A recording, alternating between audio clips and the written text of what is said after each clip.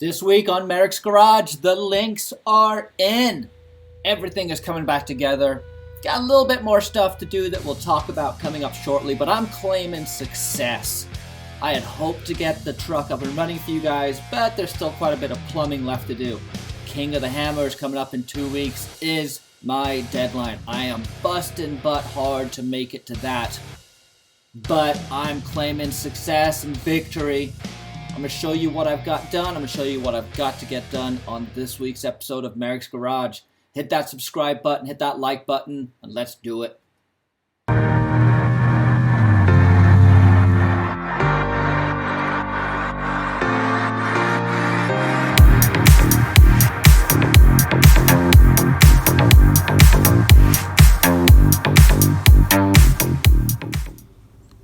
So my job for this evening is to weld these tabs on this guy.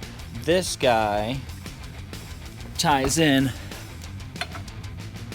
to here. And I'll tell you why I use that instead of welding some tabs on. I want this to be able to spin to any position I want so I can control my toe down to, millimeters. And if you weld some tabs on here, you kind of set at a full rotation before you can call it good. So I need to weld these guys onto here. I've prepped it. It's all lined up. It's just a matter of getting this thing on here and ready to go. I have decided to not try and match the taper or the curve on this, but I'm rather just going to try and fill this with the bead and then grind it down if I need to. Hopefully I won't need to. Bolt it together to let it cool down. So you can see here that I've got the ram situated. So this is where it's gonna go. I still need to check clearances down here against the diff cover. But yeah, it's nice and hidden behind the tie rod, which I'm stoked about. And take a look at that monstrosity. I do promise that it is welded. That's like a 4-pass. I know it's hideous, but I think it's gonna be fine. So yeah, let's start checking the range of motion on this guy. And then what I've got right here is I've got this rope that I'm going to measure the length of the hydraulic lines I'm gonna need to get, because I gotta figure out how to route them, so this can help me. After measuring the hydraulic lines, I came up with 8 feet for the length, and now that's running them exactly how I want to run them. Not the shortest distance, but what I consider to be the most protected, which is going to be running down the axle tube and then up the panhard bar and snaking up and over the panhard support to shock hoop right into the right into the box. But that's where we're at. It's time to go get some lines made. So I was able to route the hydraulic lines up and through this hole in the panhard bracket. Stuck a little grommet in here to reduce any chance of rubbing or interference and things like that. And then coming down below, you can see that I was able to track it all along the axle and then incorporate into it. Let's see if you guys can see that. The Eaton E-locker too. So that all comes together. The E-locker wiring, the hydraulic wiring all comes up behind the panhard bar and then sneaks up in here. I don't know if you guys can be able to see that well. There it is. Out of the way, nice and tucked, tidy. And I've got this abrasion resistant and somewhat heat resistant wrap. I'm going to be wrapping a lot of things in heat shield product. I've started on my exhaust. As you can see right here, I want to wrap the exhaust just because I just want to reduce underhood temps, and I've got a lot of stuff near the exhaust now, from the bump stops to the suspension, and then coming around to the other side. Same thing, bump stops, starter, a whole bunch of stuff down there that I want to keep cool. So doing my best to wrap these things. They are not easy. In fact, this one's loose. Great, gotta fix that. But it's coming together nicely, and I want to show you guys the difference between the shock boots that I've got on there now versus the ones, sorry, the spark plug boots versus the ones I had on before. I've also decided I'm going to move my shocks, the externals, down off of this bar onto here. So I'll move those brackets, but that just seems a better place for them. So yeah, take a look. Final product coming together. Very, very happy.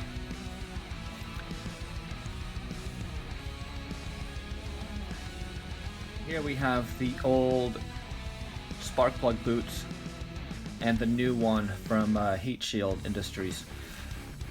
Yeah, definitely have a need for these. You can see that some of them have been pretty damaged. Some of them have actually burned through in places. Not completely, but enough that it was concerning.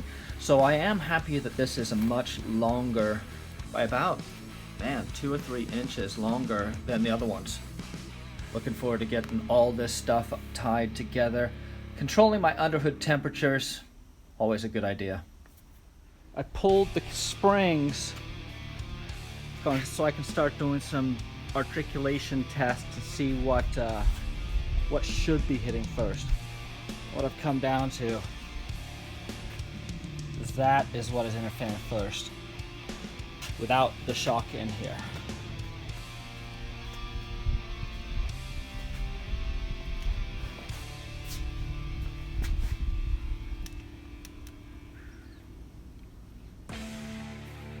So finally mocking up everything with the axle all in place exactly where I want it. I'm able to measure full articulation, droop, and everything like that. You can see I'm not getting any bump stop interference during articulation on the passenger side. That is fine with me, because the bump stops are basically to stop from harsh bottoming out. I want to be able to use as much articulation as I can, and it seems like the limiting factor is not going to be the bump stop, it's just going to be the travel of the suspension itself. So, nothing underneath is proving problematic during articulation. I'm not getting any massive interference from anything. The only concern I have is going to be where my pitman arm is going to hit this panhard bracket right here. That's going to be a little challenging, but it basically means under full articulation, I may have a hard time turning to the, what would that be? That'd be the left. Nope, it'll be the right. But I'll work with that.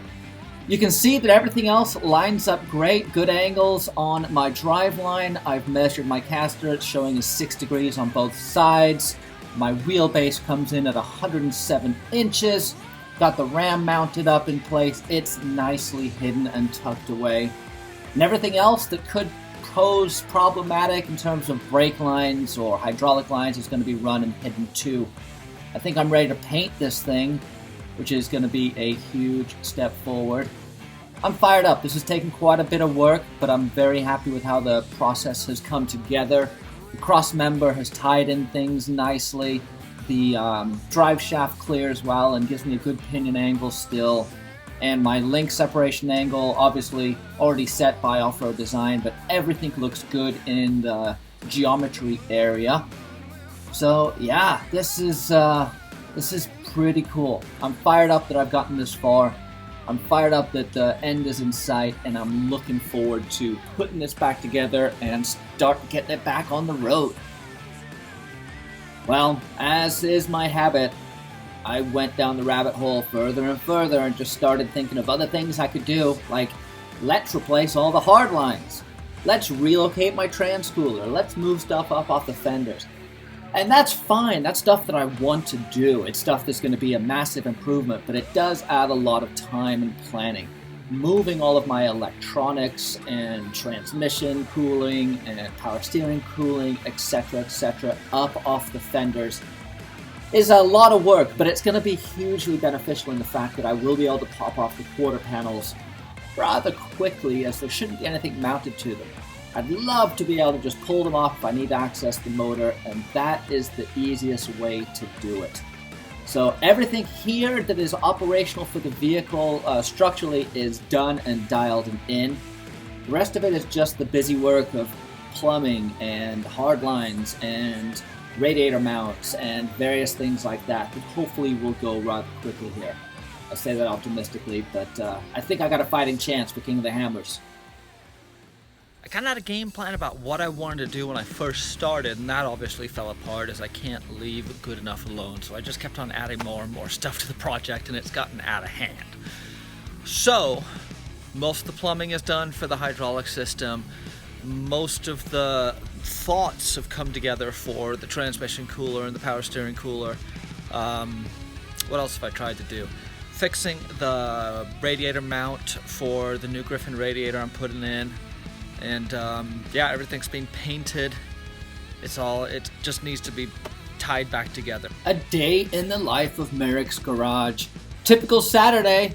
Take tires off, put tires on, take shocks off, put shocks on, move around, cut, weld, wrench, lose stuff, fall over, get tired, do it again. Man, it feels like Groundhog Day, and just watching this gets me tired. But at the end of the day, I get to sit outside the garage and look at the truck that I'm building and get fired up all over again. But this was a long day, and this is the kind of days that I've been pulling for a while now. I'm really looking forward to getting this thing back on the road and driving it. That's why I built it. This thing is so much fun to drive. But working on it is pretty fun too. It's just been a big, big project. But it's going to be worth it! I got a new master cylinder going in. This is a 1-ton master cylinder to replace the factory half-ton I had. Throwing some paint on that, going to get that in. And then I'm going with soft lines. Steel braided instead of the hard lines. So you can tell me how much of an idiot I am down below in the comments. My plan for my new master cylinder is to basically, if I need to run hardline, I can run hardline from here and then down the hoop. But I want to run soft line on the axle, as I don't want to be popping out from the frame right here like I used to. I want to run brake line all the way along the axle to protect it, and then just have it make this little jog out to the caliper. So that's the objective here.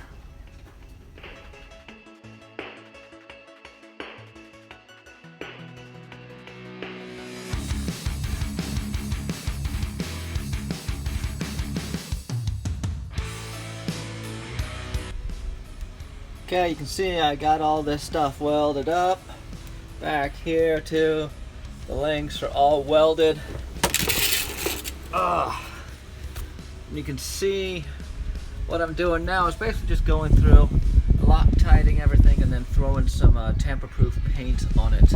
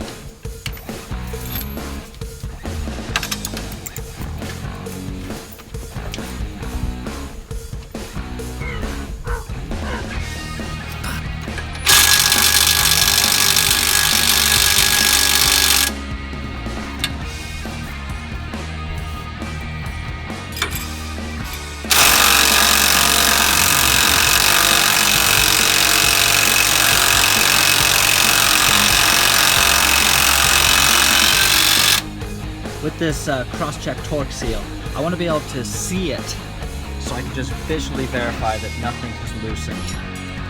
So you can see I've got it on these guys where I can easily see what's coming up.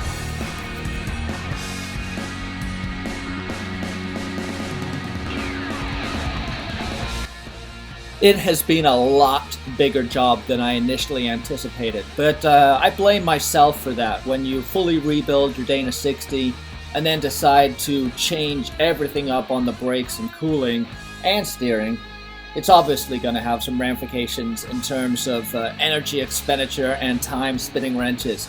But it has been well worth it. I am very happy with how this is coming out, and I can't wait for you guys to see it back on the road and trails.